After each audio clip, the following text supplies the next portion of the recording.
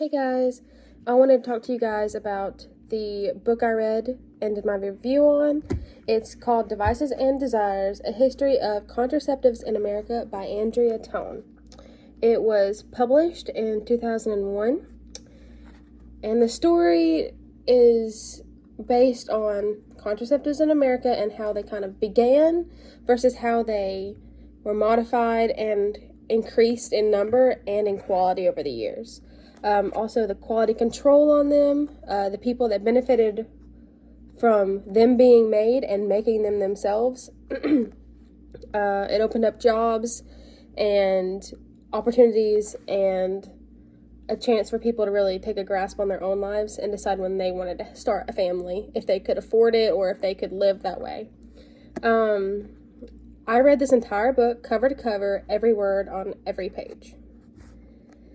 So, I personally, I like this book in the ways that it has some really interesting facts that are kind of disturbing. I'm not going to lie to you. There's some very bodily harm type ways of contraceptives that were used before what we have today. And I think those are very interesting. I've always been a person that kind of likes anatomy type things, and that was cool to me. I didn't like in the fact that it doesn't really have a story. It doesn't have like a narrative to it. It's definitely more research based and factual, which is great if you like that kind of thing. I would definitely recommend it to people that are looking up things that are kind of primarily like almost on women's rights kind of things, because this is an eye-opener to a lot of that. Because many people don't realize how big of a factor women's rights was into contraceptives in America. Because most of the early contraceptives are based on whether the man in the relationship wanted to pursue that or not, and the beliefs. And usually if women wanted to use contraceptives, they were thought of as like broken, because a woman should always want to have a family right off the bat in their eyes. So I would definitely recommend it to those that are wanting to read on like the early starts of women's rights and just how they come up, how contraceptives happened, because they even had contraceptives back in like early Egypt, things like that. So it's very interesting to see that take a turn. So it was kind of hard reading. There's a lot of academic language in this book. A lot of it is self-explanatory. It takes just a simple Google to look up. But some of it is more in depth, and you have to kind of look in like the medical meanings for some things. Some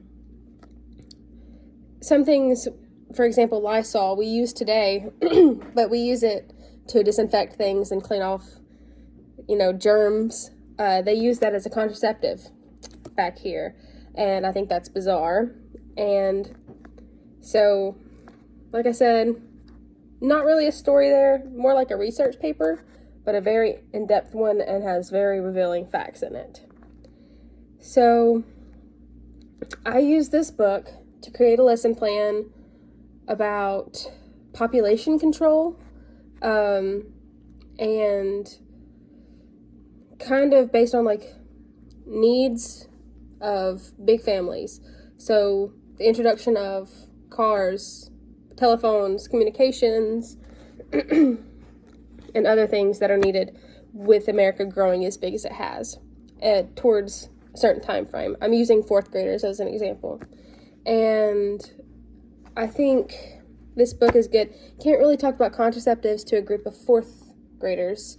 So I had to really be creative on how to make this into a lesson plan.